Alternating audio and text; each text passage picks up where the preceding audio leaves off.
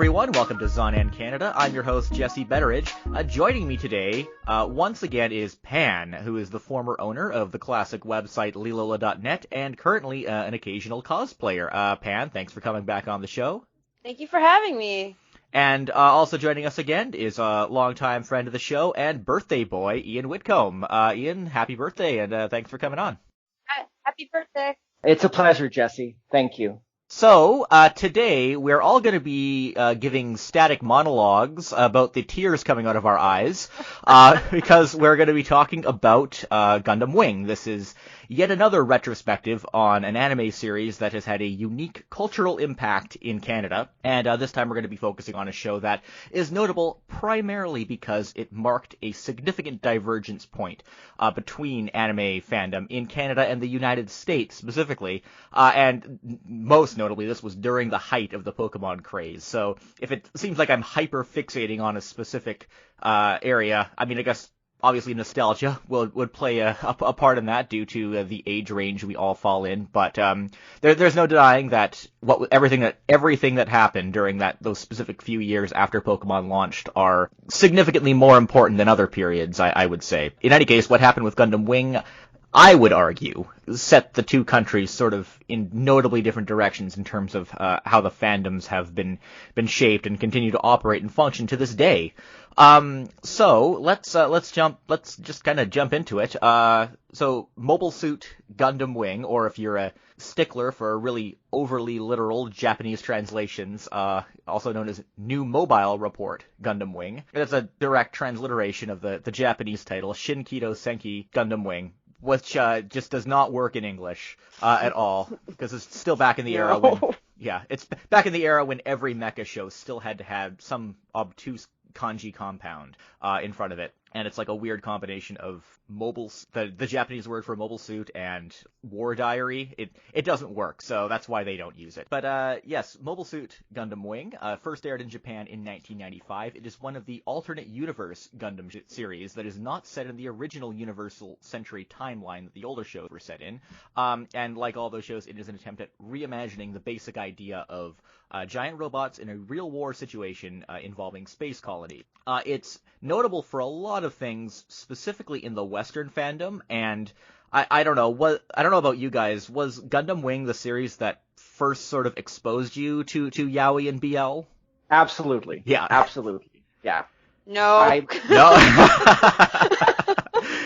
Oh yeah, I'm not saying it all started here, but I think it was the gateway for many people. It's certainly how I found out about it. And that's a very important part, perhaps maybe even more significant in the Canadian context, because I think it took a very central very central role in the way that the fandom sort of played out here. And if you didn't learn about shipping back in like mail order zine days, there's a very good chance you learned about it through Gundam Wing. For anime fans, at least, you have to remember that, Slash fans moved to the internet very, very quickly. And there were mailing lists, like in the 90s, there were mailing lists. There were all sorts of, like, GeoCities web pages, and not just for Gundam Wing, for, like, all sorts of fandoms going back. But Gundam Wing was definitely a point for anime fans where you saw a lot of, like, Slash shipping suddenly. Yeah, for sure. Yeah, the entire way that those fandoms organize or communicate and organize themselves online is based on the way mailing lists and sort of the covert forms of distribution that took place in the 80s and early 90s took place. It's the whole basis for the way fandoms interact online. If you've never read about that kind of stuff, I encourage you to check it out, because it's really interesting. It's kind of amazing when you read about it now. It's like, how did they do this before the internet? It's just like, well, the way we do things on the internet is kind of based on the way that they handle that stuff back then. Though there have been, like, significant changes, but yeah, for sure. I think what's interesting, though, is that I realized quite quickly that not only does Gundam Wing not have any even near canonical gay characters, unlike a lot of other 90s anime TV shows, nor does it even have, I would say genuine queer subtext. At least compared to even, say, Ilmo 79 with, like, Char and Garma. Yeah, for sure.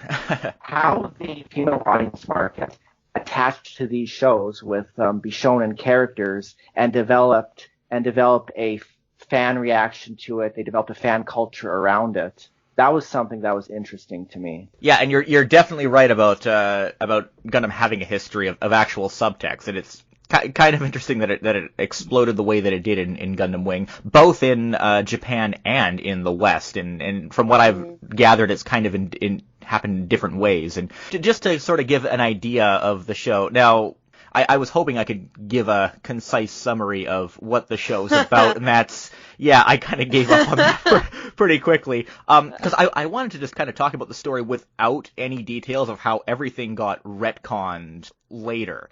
Because the thing about Gundam is that you never get the full, any version of Gundam, or almost any version of Gundam, you never get the full story just by watching the show. Even from the get-go, you're expected to refer to like supplementary materials to fill in a lot of blanks that are taking place. Because it seems that the way that these Gundam shows are written, they plan out a scenario, and they just kind of write the show weaving in and out of that scenario, and then it could go off the rails sometimes in really weird ways, which is what happened with Gundam Wing.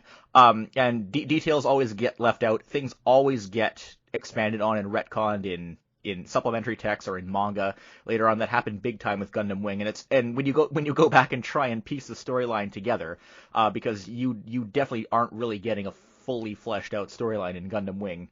It's difficult to figure out what you can actually gather from the show itself, or what you can piece together from the show itself with details you missed, and what was stuff that they went back and wrote later to fill in those gaps. Just to give a quick plot synopsis, it takes place in the year after Colony 195, nearly 2 centuries after humans began migrating into space colonies in the Earth-Moon orbit. Decades before the series began, the United Earth-Sphere Alliance was formed among nations on Earth in an attempt to minimize conflict and establish sort of a defense pact between the governments of Earth and the colonies. However, this actually results in brutal occupation of the colonies. Rebel groups, which honestly never really have a coherent identity in the series itself, but they do, again, in the supplementary materials. They still persisted. They organized Project Meteor, in which 5 highly trained teenage soldiers were sent to Earth in highly advanced mobile suits known as Gundams, in order to covertly sabotage Earth-Sphere Alliance operations.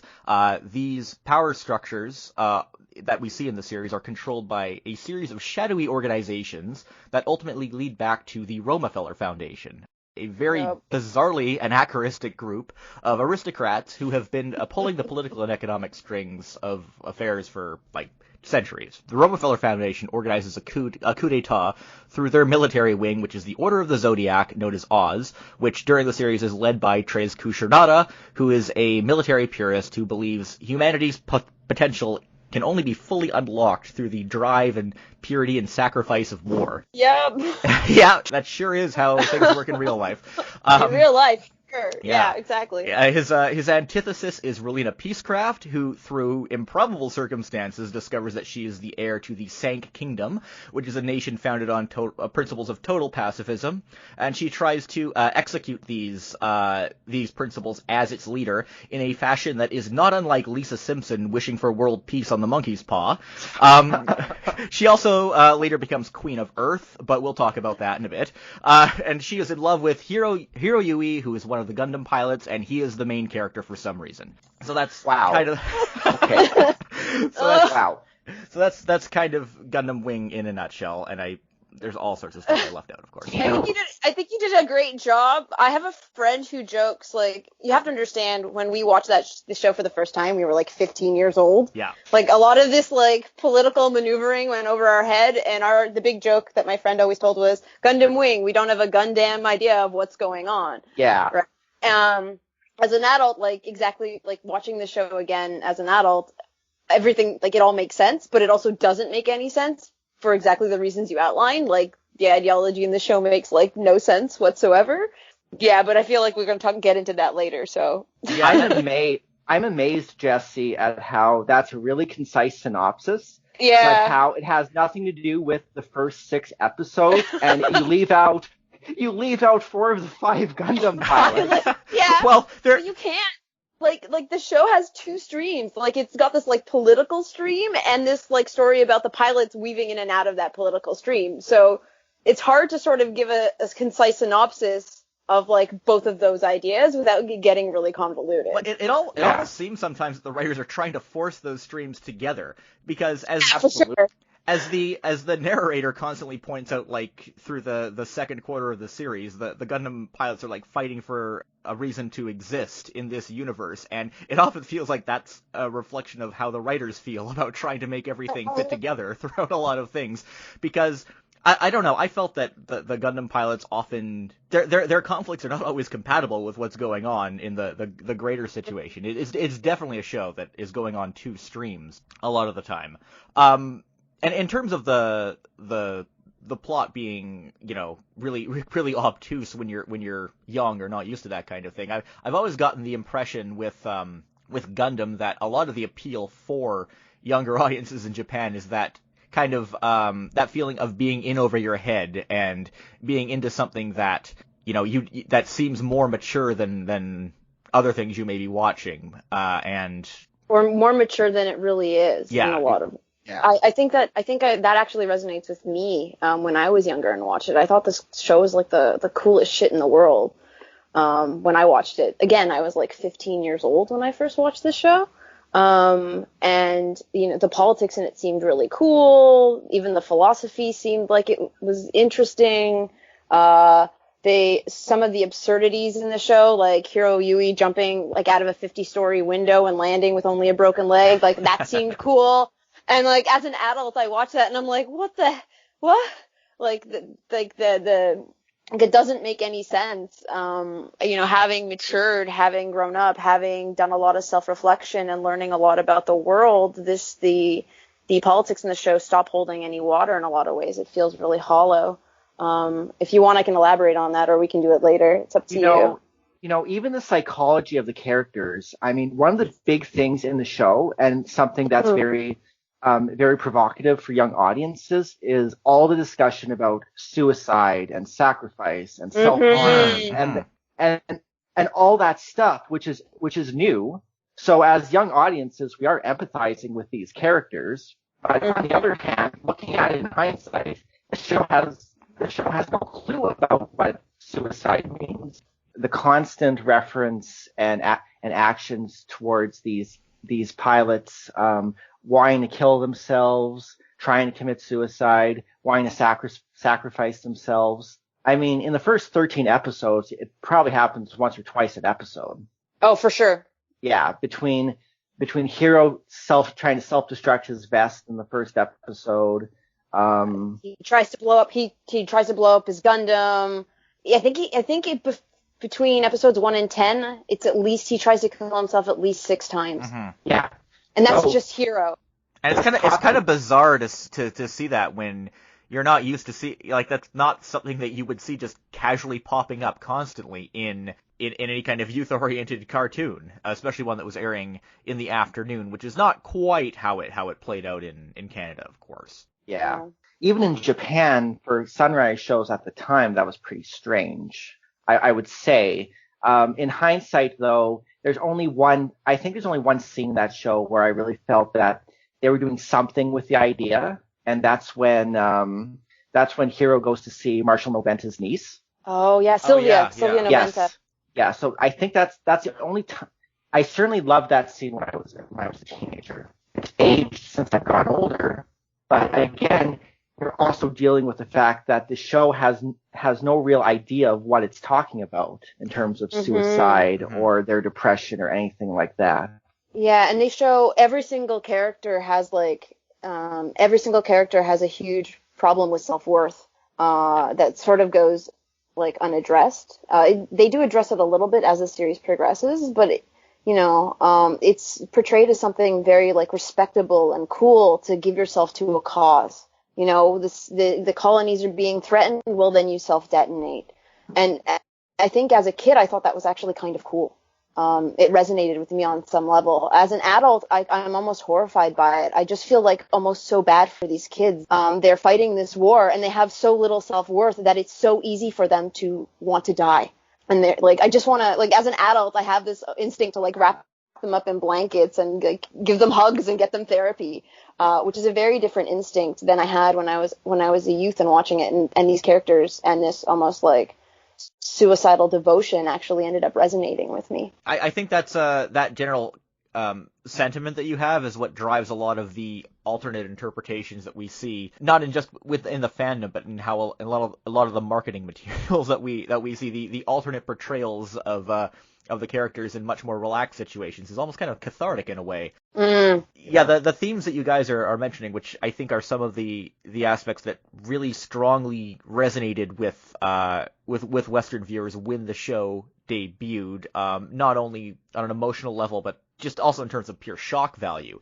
And I know as Ian mentioned, I kind of glossed over the first 6 episodes in my summary of the series, but it's really front-loaded with that kind of thing. And that might explain why YTV was kind of hesitant when they picked up this series. It did debut on Cartoon Network in March of 2000, and it had a lot of fanfare. They cut Toonami, which is the anime block in Cartoon Network, of course, in the United States. They cut a 2-minute trailer for this show that did an excellent job of just hyping up a lot of the aspects that are appealing about the show, and also explaining what Gundam was, and just defining it as something really different, and sort of signaling that, you know, this block of programming is going to go in a direction that's different from what we're used to.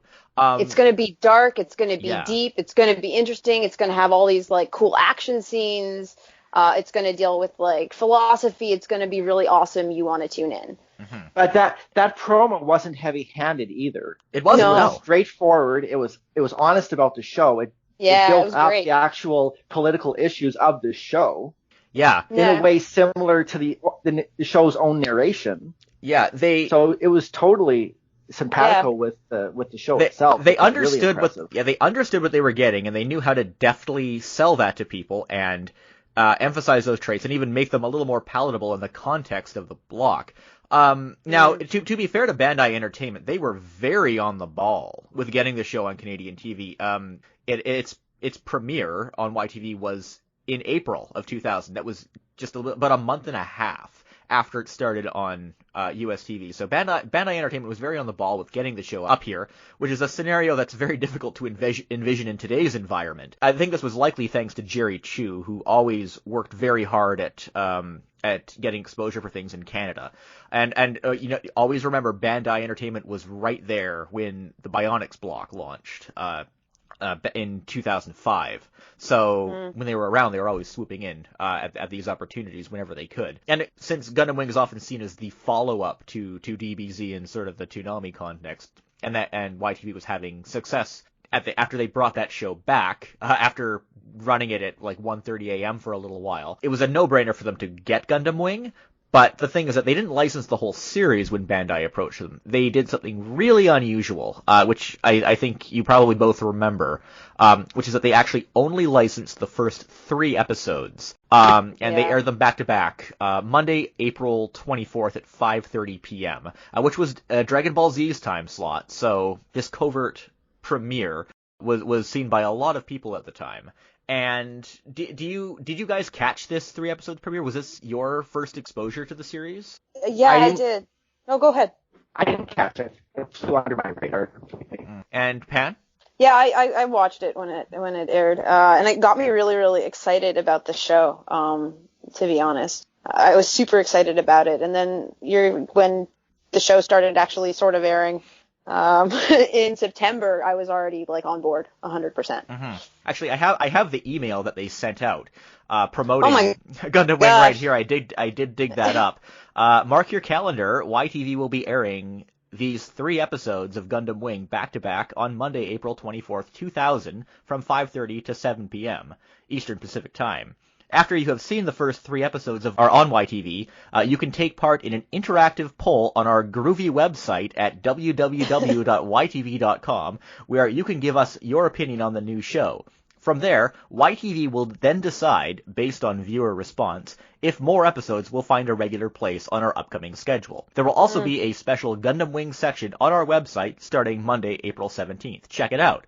So they were in a situation, as you know, and we've talked about this on the show before, where they were kind of baffled by this show. This is something that was like kind of handpicked, carefully curated, and marketed by people like Jason DeMarco and Sean Akins at Toonami and Cartoon Network.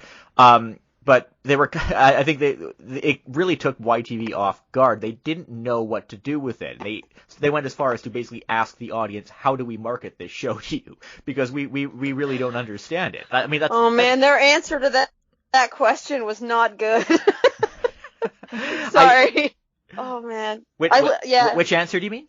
Sorry, the answer is we don't know how to market this show. How should we market this show? And I'm thinking of the ads they eventually came up with. Like, we just talked about how beautiful and elegant, like, Toonami and thoughtful Toonami's ads were, and then you got YTV's ads, which were, what was my favorite one?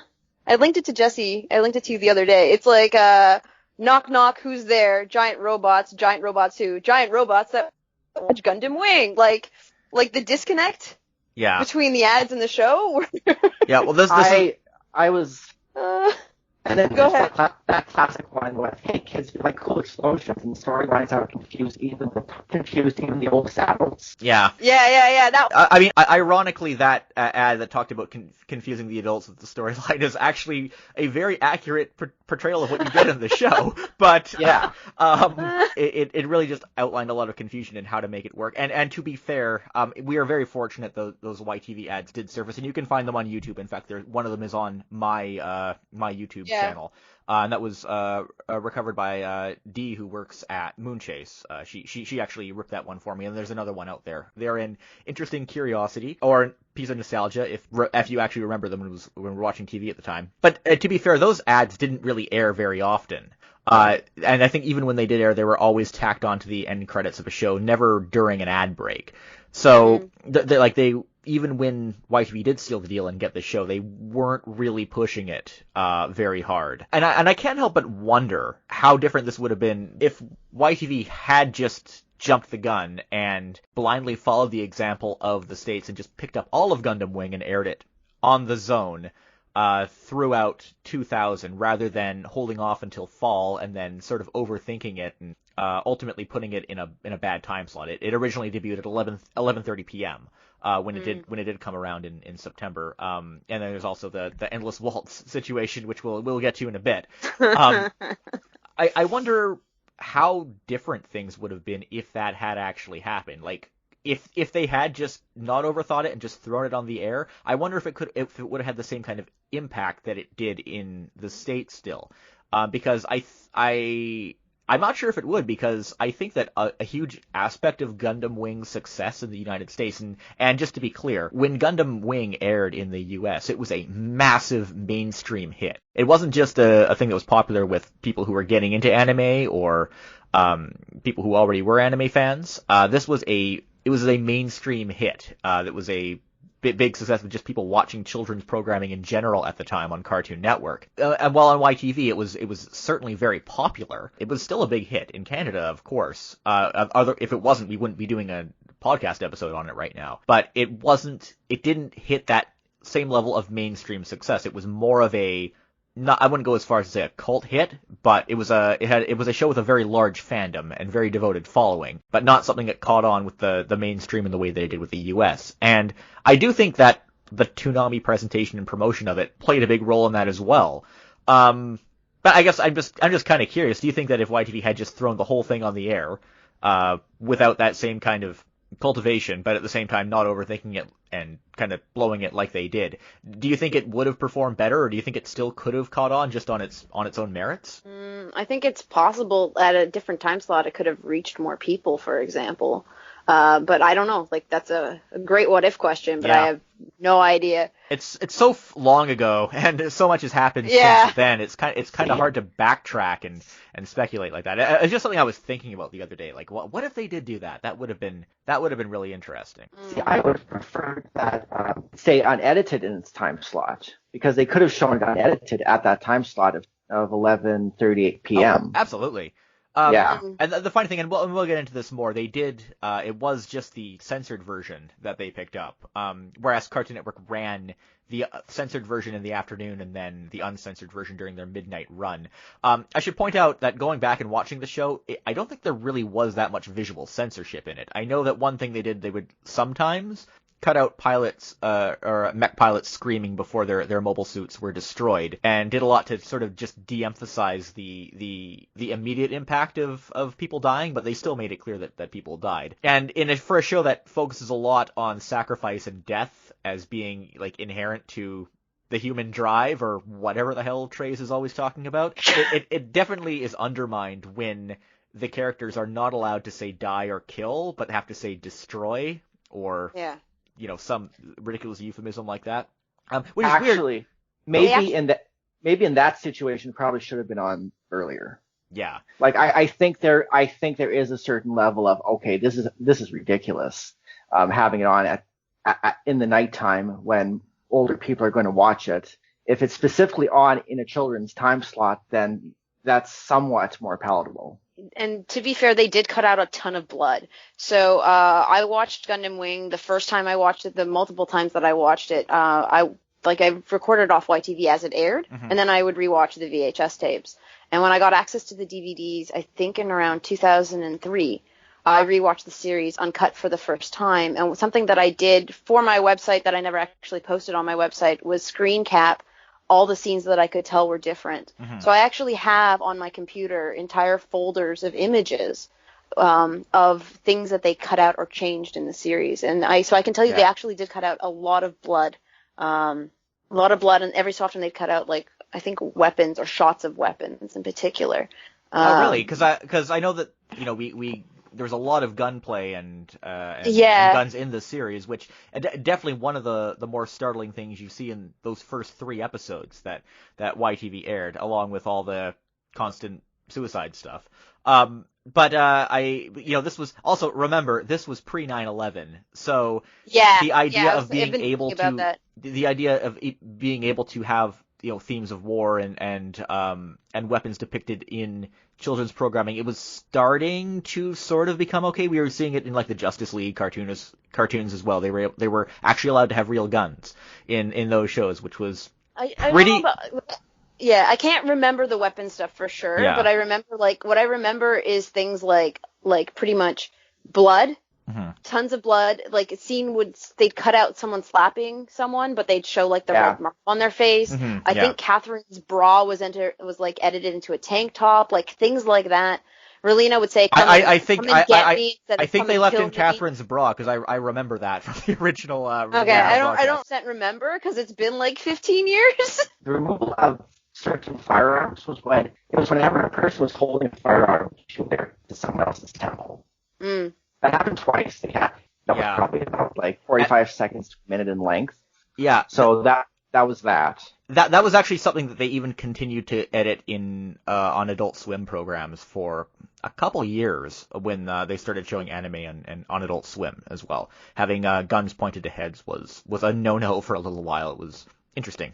Also, in terms of the blood, the interesting thing is though that the uncut version, you only get a lot of blood in the first 13 episodes. Yeah. And then the show kind of waters itself down after that. Yep, it in more than one way. All right. So basically, we got those 3 episodes. They made a strong impression. And one other thing is also worth pointing out. One major difference between the U.S. broadcast and the Canadian broadcast is that the Canadian broadcast had the original Japanese opening. This actually was not on any version that aired on Cartoon Network. They always replaced it with a 30-second customized Toonami intro because, part of the big marketing push was that it was like integrated within the Toonami block to the point that even its opening theme was part of Toonami as well. Like, they're just showing that we understand the show. It's a part of it's integral to what we're doing. And the way we do things is integral to the show that you're watching. Also, there's no pre-credits teaser. Unlike I guess most anime these days. Yeah, so it just starts with the show, Japanese opening. You start cold. Yeah. And I can tell from my experience, it was like being in this point where you're just a year after Pokemon started, and this idea of anime coming up on the airways, localized anime showing up on the airways, it's just starting to gain momentum, and then suddenly you're given you're thrown this basically unchanged Japanese opening. It's you feel like you've just been thrown into the deep end. And I can say from my own experience, for me, I thought that was awesome because it kind of blew my mind at the time, because I just got thrown into something totally different and totally new and something I hadn't seen before. Because at this point, my only real exposure to like Japanese music, I guess, had been on Sonic Jam, which is a Sonic compilation, a compilation of Sonic the Hedgehog games on the Sega Saturn. They had included a teaser for the Sonic the Hedgehog OVA, and it had some of the music that was featured in that. But even that was just kind of, they were, well, I guess Just Communication is also mangled English lyrics, but the lyrics for the Sonic OVA song were all just mangled English lyrics. I mean, not only was this an exposure to me for like just kind of pure Japanese pop, but just for an op in general. It was the first op I had ever seen. Oh. It was the first time I had seen an op on an anime. And it just sort of, it kind of planted that idea of like, oh, like the way anime airs in Japan is different from what we get.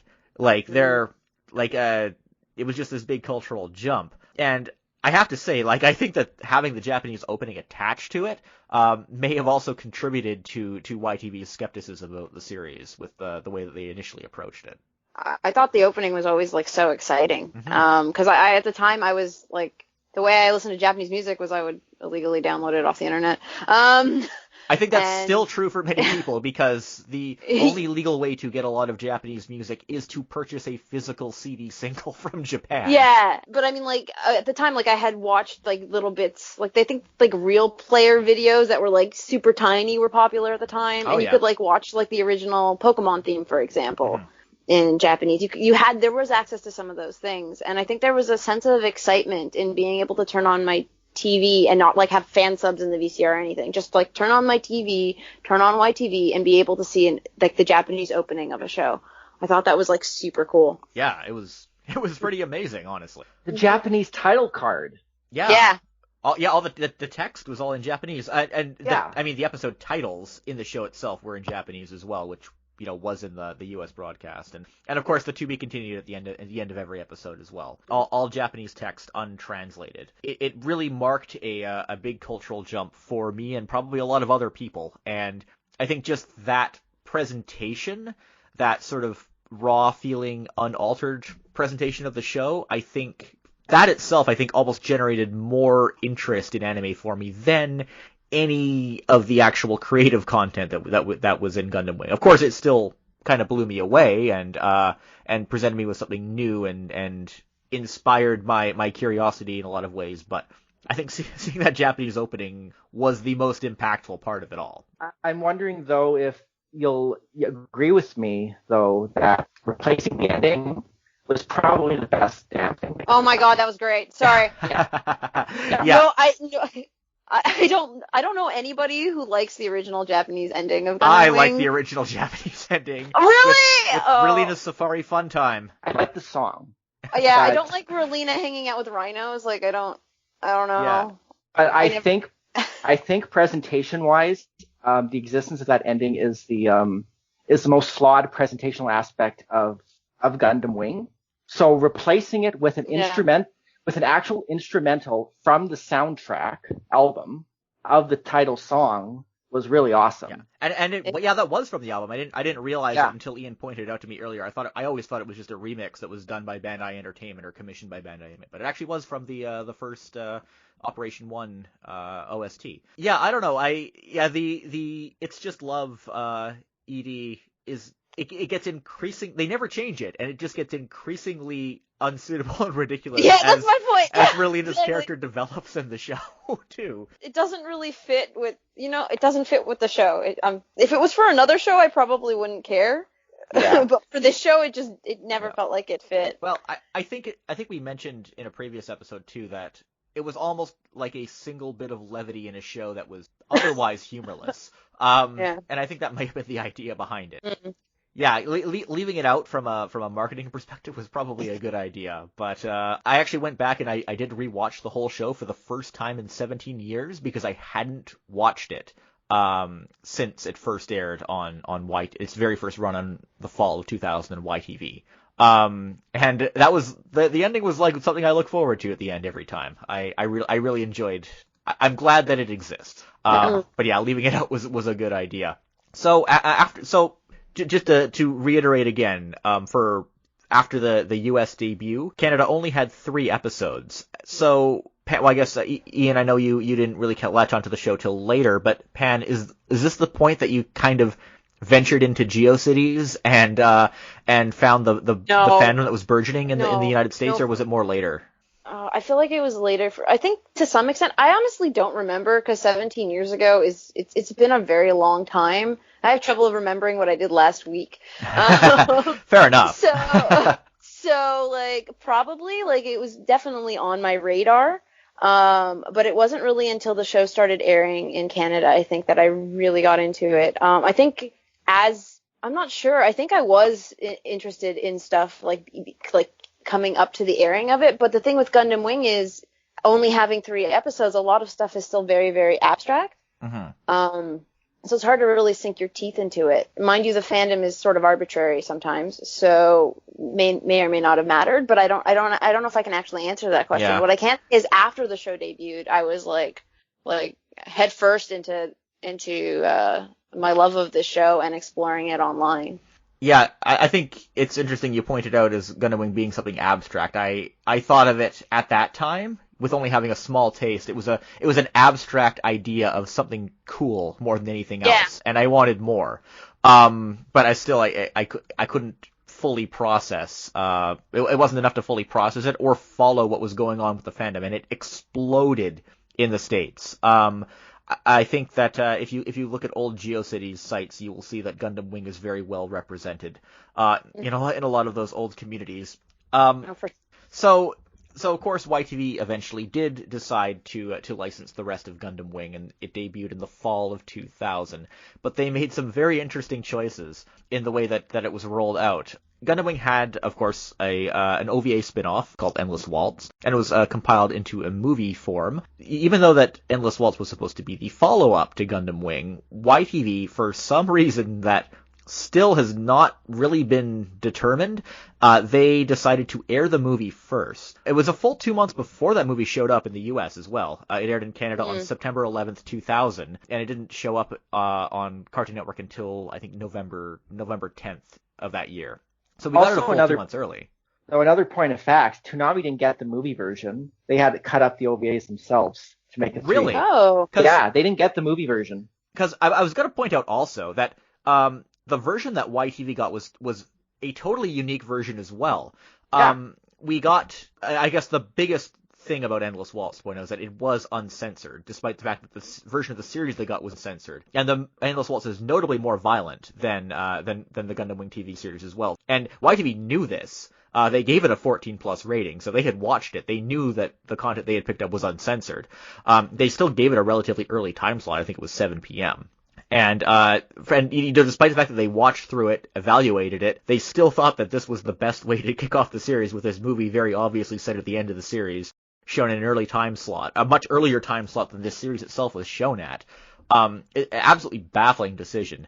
But to be specific with the version of Endless Waltz that aired on YTV, it was mostly the movie version, but they actually spliced out the last 2 minutes and spliced in the OVA version of the epilogue, which is a big step down, because the movie version has some really great character animation and really great sequences in its epilogue.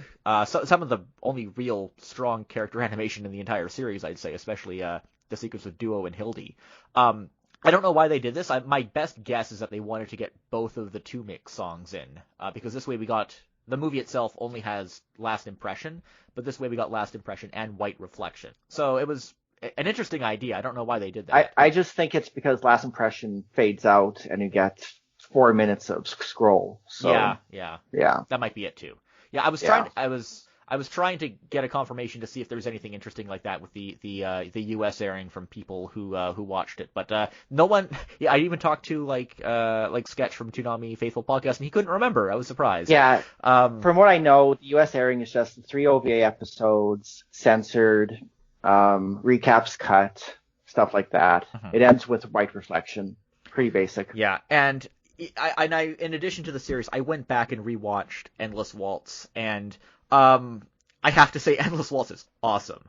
I thought that going back and watching Gundam Wing, it may have improved my opinion of the series, which has sort of gone downhill over the years.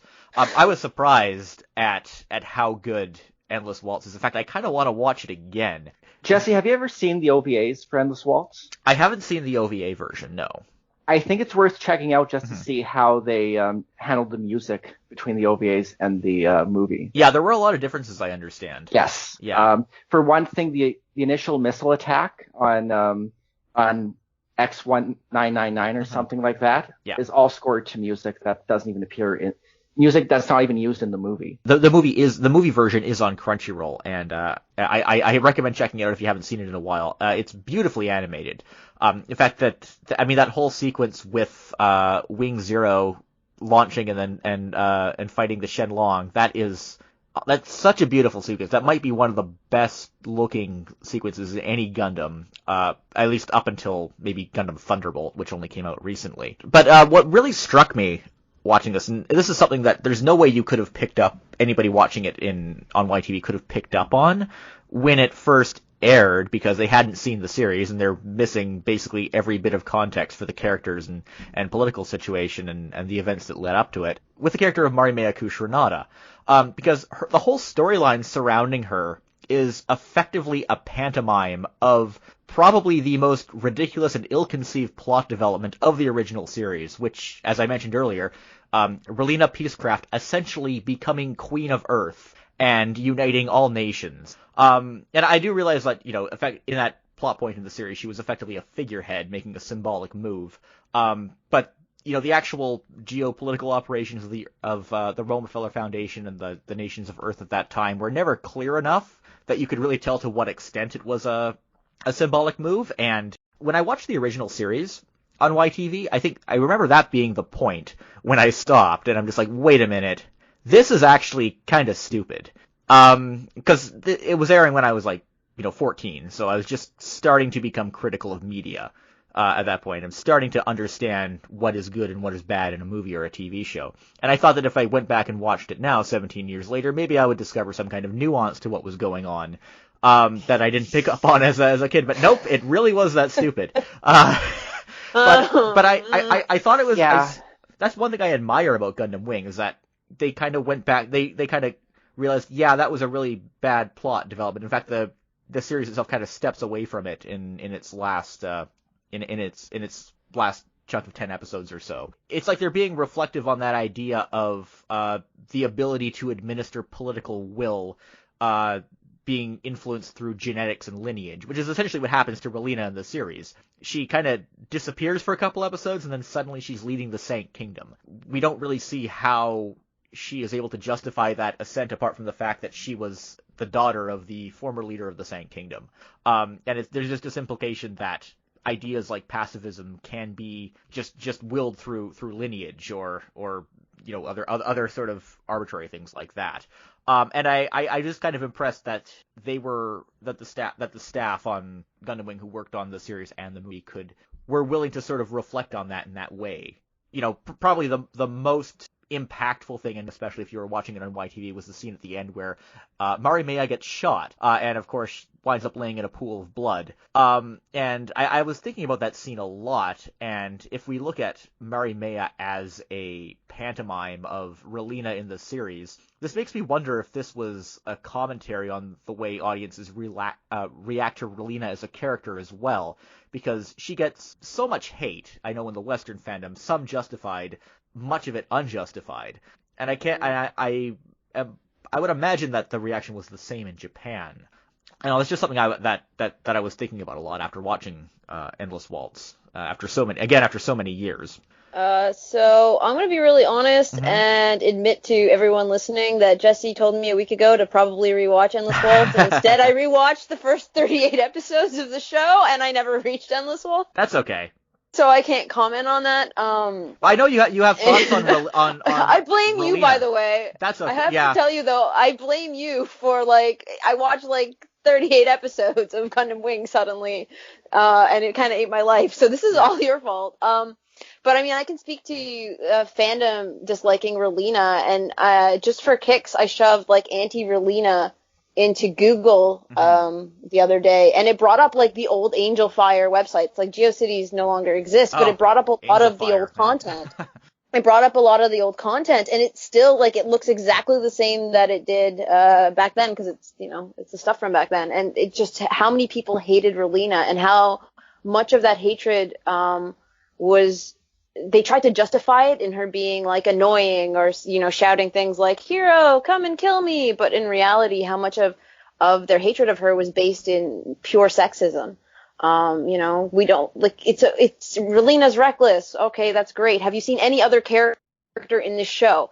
They all do really, really reckless things, right? Yeah. So there was almost double standard applied to her. Anything she did was seen in like the worst possible light, and used as justification to hate her.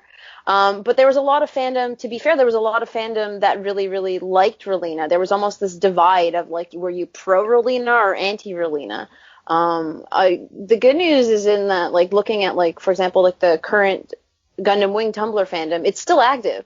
That you don't see that as much anymore. Like, that seems to be that anti-Relina sentiment seems to be a product of some of that time frame in fandom, which is interesting in itself. You can hold any character in the show accountable for their idiocy or not being properly developed. Yeah. Or exactly, yeah. Or being annoying. Exactly. Yeah. She's no worse than anyone else in the show in that respect. Exactly. Exactly. And it seems to be like, because she's supposed to be this female lead, it's about, it has, for me, it's related to her gender. Because she was the female lead, this hate got sort of targeted at her. And some of it, I think, at the time especially, also came because there was this trend in, this really horrible trend. You still see it to some extent, but it was definitely at that time of, in slash communities, in villainizing or like basically doing anything you can to a female character to remove them from the picture so that you can slash your male characters. That was a trend that you saw in fan fiction, in fan works at the time. It was pretty vile. And that, I think, also contributed to the way she was treated by fandom. I made it a purpose not to read any fan fiction with Relina in it, because that would have been too, that's not what I want in Gundam Wing fan fiction. Put it that way. Fair. But I mean, like, since I don't want that negativity of someone who hates Relina in a Gundam Wing fanfic. Yeah. I know, and it's interesting that it sort of becomes, in order to survive in that space and avoid that type of, like, that hate, you have to actually avoid a character that you like almost completely. There's something almost twisted in that. But that was the reality of that fandom space for sure.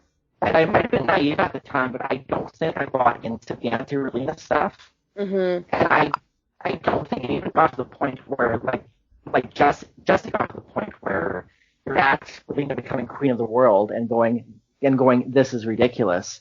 I think there was some part of me who wanted to see the show make at whatever twist and turn was coming ahead. Yeah, and I think, like, I loved Relina. She was, I think, Hero and Relina were my favorite characters the first couple times I watched through this show. I mean, I thought she was super cool. She got to, you know, she stood up for herself. She took no shit. She did all these really, really, really cool things. So, you know, I also liked her and Hero together. So to this day, the hatred that she got really does bother me.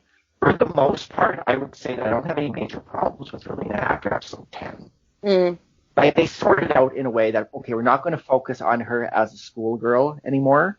We're not going to focus this heavily on the Hero Relina relationship as much, and we're going to move into more political stuff. So that helped enormously. Yeah, I thought she was cool even with the schoolgirl stuff. I'm gonna be really honest. They did, as I kind of touched on before, they did kind of miss a step when they transitioned her from that schoolgirl character to a political figure. And, you know, as you know, we can always complain about her becoming the figurehead queen later in the series, but I think that jump would have been much more palatable if they had taken a little more time to explore her becoming leader of the Sank Kingdom. Because with the information they give us, she travels to the Sank Kingdom and basically assumes the role as leader solely because her father had led that nation before, which is a very questionable way of approaching that. And I think that kind of jump, I think, contributes to a lot of the criticism she gets, the more valid criticism that she gets. But yeah, she definitely tends to get a lot of hate dumped on her for things that you could criticize any character in the show for, and like you have to really bend your expectations for things like human interaction and motivation when it comes to the way anybody acts in the Mobile Report Gundam Wing. So before we get into like more behind the scenes stuff and why the writing went in the direction that it did in Gundam Wing, for better or worse, looking at how it was able to have the impact that it did in Western fandom. I do have to point out the Endless Waltz ad, which we mention a lot on this show and came up a lot in a lot of Canadian fandom discussion in times past. So we're not. I think we never were able to determine exactly when that ad aired. I know that Endless Waltz did air 3 times on YTV. It had its first airing before the series started back in September of 2000. They aired it again, I think, in February of 2001 after the series ended. And then it showed up again during an Animania presentation in 2002. And there's nobody's really sure when this infamous Endless Waltz has Endless Waltz ad really aired. But and I really hope that it surfaces one day because, man, that ad encapsulates everything that was wrong with the way YTV was trying to force every show to conform to the way that they wanted to do their keep it weird marketing scheme.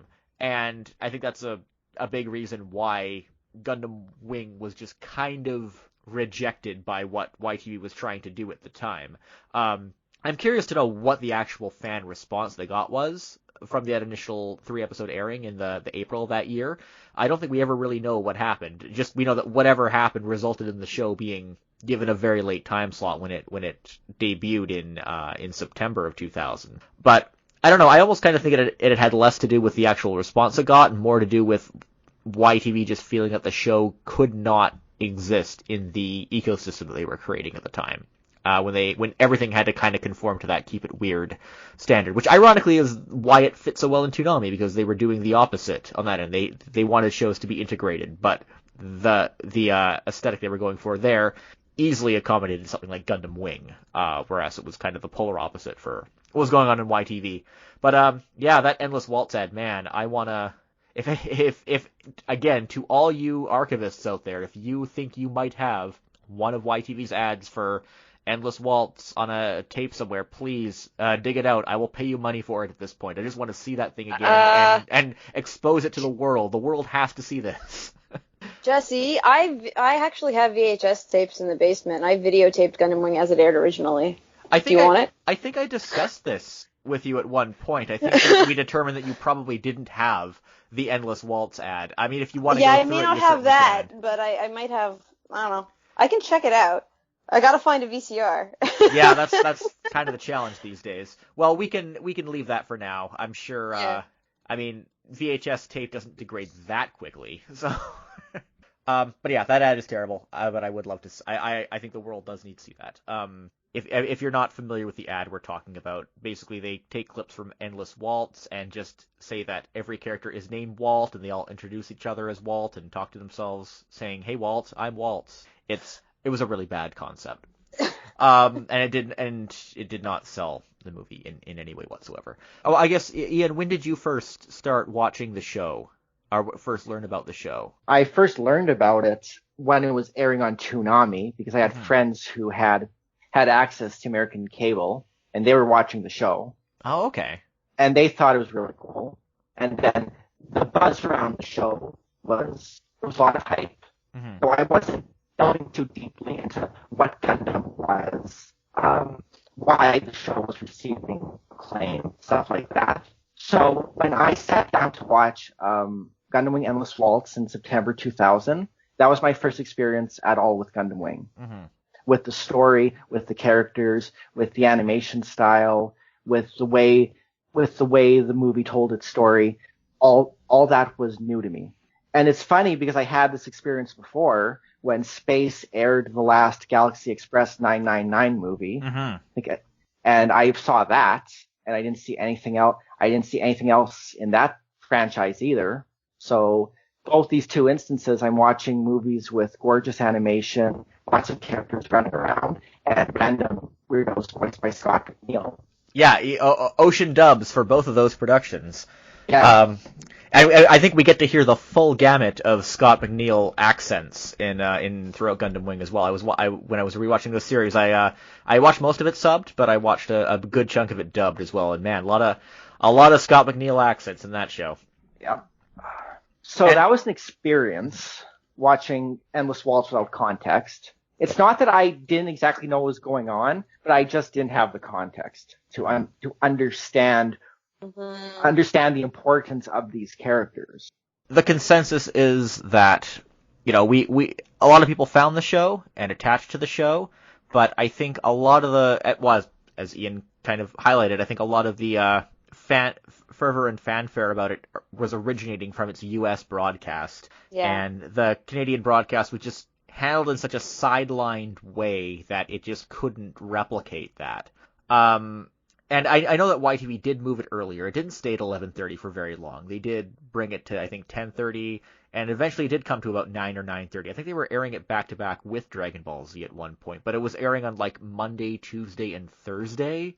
Yeah. Something like that. YTV had very strange scheduling at that point. And when I watched it, I was recording it on VHS every night, because it was 11:30 was too late for me at that point. I was not a kid who stayed up late. Toonami, after Gundam Wing ended, they moved on to other Gundam shows. They showed 8th MS Team and 0080. Shortly after that, some of the older OVAs. And, eventually then we got Big O and Tenchi Muyo, but YTV didn't move on to any of those things. I don't know if they ever would have moved on to any of those things, even if Gundam Wing had been better handled. But that did result in, as we like to always talk about, kind of the 3-year gap where Toonami was taking off with dozens of anime shows airing, and none of it really making it over here. And, looking back, 3 years doesn't seem like a long time for that gap, especially since we're now we're now at, I think, a 7-year gap since Bionics went on the air, and there hasn't really been, or Bionics went off the air, and there hasn't really been anything going on since. But it's important to emphasize that this 3-year gap was taking place during the Pokemon craze, when that was still gaining steam, and that was a really critical point for English-speaking fandom. And I think that kind of having that absence of content readily available for mainstream viewers in Canada had a huge impact on the way the fandom sort of was shaped in Canada versus the United States, and even the UK or Australia. But on the other hand, it also made the emergence of Bionics a few years later all the more significant. For all we know, things could have fallen off a cliff kind of the same way they did in the US around the same time that Bionics started, if it hadn't been for that 3-year gap. So again, you have ups and downs, very different directions for both of those fandoms. We have to keep in mind, though, that some of the shows that were on Cartoon Network during this 3-year gap, they showed the first Gundam series, 0079, a year after. And we know that was through strong-arm tactics by Bandai and Sunrise. Yeah, that was... It is important to emphasize that Bandai did kind of bungle the Gundam franchise entirely, and what people like to say was the reason for that was because they chose to follow up Gundam Wing with the original 1979 Mobile Suit Gundam. Yeah. I think the popular opinion seems to be that they should have followed it up with Gundam X, because Gundam X, it carries on a lot of the aspects that I think people latched onto in Gundam Wing, or probably would have appealed to Western fandom, but Gundam Wing is kind of Gundam X is kind of stigmatized in Japan because it had really bad ratings. I think people were just kind of getting burnt out on alternate timeline Gundam at that point. But yeah, it was definitely a bad move. They did follow it up later with G Gundam, which was a modest success, and at the time, I was legitimately surprised that it did not come on YTV. I'm still legitimately surprised. Yeah. I mean, as I meant, like, Jerry Chu and Bandai Entertainment were always at the forefront pushing stuff to come up here, which is why we got Gundam Wing as early as we did, why we had so many Bandai Entertainment titles early on the Bionics block. Like I'm sure they were trying to get G Gundam on TV up here, and it's kind of surprising that YTV didn't go for it, because I mean Gundam Wing it wasn't a huge mainstream success, but it was a success and it had a fandom. G Gundam, and especially G Gundam, had a toy line. The toys were in stores. You saw them everywhere. G Gundam is still I think at the top of my how the fuck did this anime not air in Canada list. It was just so strange that they obviously had turned it down. We were touching on the English dub a little bit there, and I think it's important to emphasize that yes, many English dubs were done in Vancouver by Ocean Group, but Gundam Wing was kind of the show, and correct me if I'm wrong, I think it kind of was the first anime that introduced that idea of anime English language voice actors as kind of being celebrities. Because we saw the voice actors appearing at different conventions in a real high-profile kind of status. I know that was certainly the case even in Vancouver here, where they're incredibly easy guests to book for a convention. They had top billing and got a huge reception, and I know that was also the case in other places of Canada and in the United States as well. Mm-hmm. My only caveat to that would be just to consider Robotech a different beast entirely. Yeah, that's an exception. Yeah. That's an exception. But Gundam Wing, it's a pretty straightforward dub adaptation, and these voice actors were familiar based on the other cartoons they did for Mainframe or for the other children's anime dubs they done. So it was really fast. And Ranma as well. Yeah. That Scott McNeil got identified with Hugo Maxwell, that Kirby Morrow got identified with Troa. I don't think that was quite the case with Ranma. I think there was I think it was more anonymous between the fans, but with Gundam Wing, it was a lot more specific. People were calling out what performances they liked the best. They were calling out who their favorite voice actors were, and that's how that ball got rolling. Yeah. And note, this was during the era when anime companies didn't specifically credit which characters each actor did. They would if you look at Bandai Entertainment's old credits for the show, as with all credits they produced at the time, and also that ADV and the way ADV and Genion did it as well, or Pioneer Entertainment, who they were at the time, they would specifically credit the Japanese voice actors, but the English language voice actors would always be introduced in a big block later on down in the credits, not specifying who each character was. But Gundam Wing was one of the first shows that sort of changed audience perceptions on that, or marked a change in the way audiences recognize dub voice actors. So who do you think voiced General Septum? Do we not know? Is it a mystery? We don't.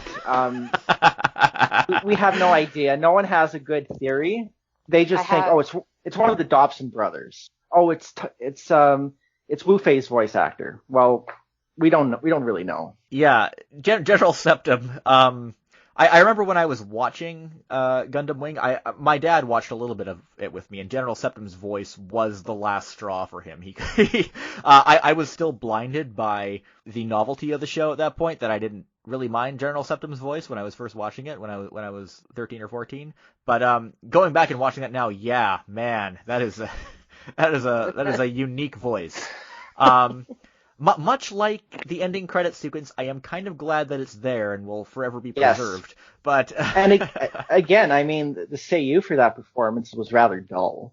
I think it was Ishin Chiba. Yeah. Yes, they are. Yeah. Actually, one performance that kind of stood out to me oddly was Can's.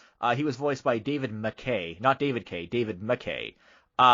He actually voiced a number of characters in the show, and I haven't really heard him in other dubs. And Ken's isn't a very good character. He seems like he was whipped up at the last minute and was, again, like many aspects of the show, sort of retconned to be much more significant later on. In fact, I think they eventually said he was behind Operation Meteor, which you don't see any evidence of in the show itself. But he's depicted as sort of this. He looks like an eco-terrorist, even though that doesn't really fit his character at all.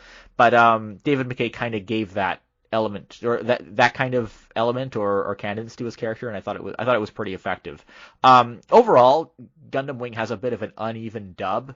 I would say it's well cast. You have like a lot of general septum moments and a lot of, as much as we love Scott McNeil doing different accents, that's not really a good approach to handling background characters a lot of the time. But the characters are all really well cast. But you get a lot of weird wooden deliveries. And the funny thing is that a lot of those deliveries you hear aren't because of bad performances, but because this is when Ocean was doing the Gundam Wing dub, they used a program called WordFit, which would actually, rather than trying to get the voice actors to match the lip flaps, they would apply this program to the recordings to try and get it to automatically fit the mouth flaps, which resulted in some really kind of awkward, contracted or dragged out performances. If you listen to the dub, you should be able, you can pick out what lines fell victim to this process. I didn't even know that existed. That's really neat. Explains a lot. Yeah, it sure does. I do also want to shout out to Erika Okuma, who voices Lady Une. Yes. She probably has one of the toughest roles in the series, and she does it really well.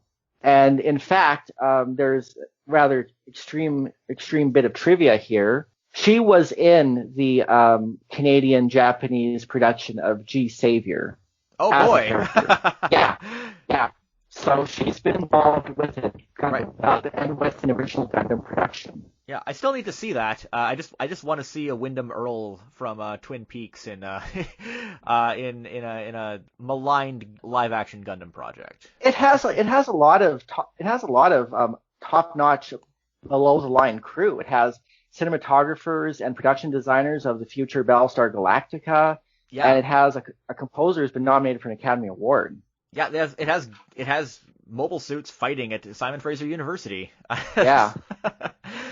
And I like the narrator a lot in the dub of Gundam Wing. I mean, he's no Doc Harris, but Campbell Lane does a good job. Even though one thing that has always bugged me about the narrator is that he keeps saying however when he's stringing together exposition. But it's actually not just him doing it.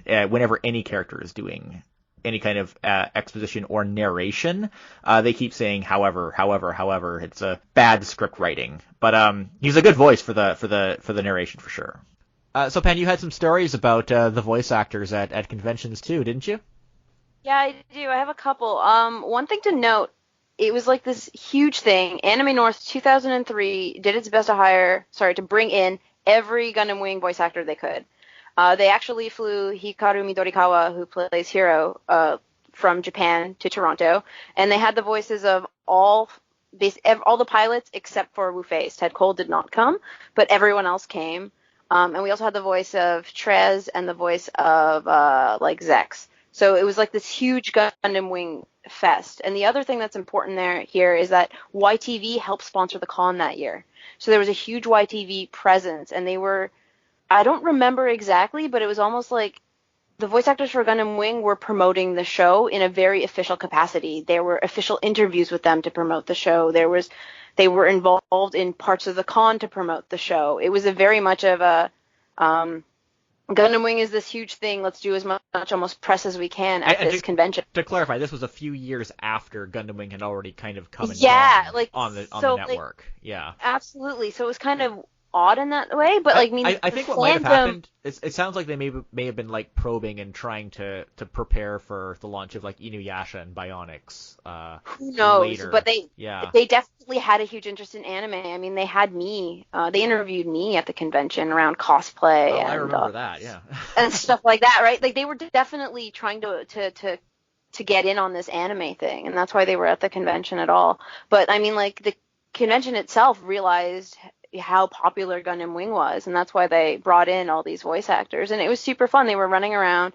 Some of them, a lot of them, it was like their first convention, and some of them like absolutely loved it, loved every moment. I'm thinking of like Scott McNeil and other voice actors like Mark Hildreth, who plays Hiro. He was sort of out of his element, like he was super uncomfortable. He was like, oh, okay, there's all these people here taking pictures of me. I don't know how I feel about this. He was a little bit overwhelmed. And I don't know how many conventions he's done since. We might have scared him away. But it was really cool because we had this it was almost palatable, the excitement about that show, about Gundam Wing, and that was reflected in the choice of guests. And those same voice actors, those Ocean Group voice actors, were invited to a bunch of conventions, as you said, like all over the United States, all over Canada. There was a really cool experience that happened at Anime Evolution 2004, I believe.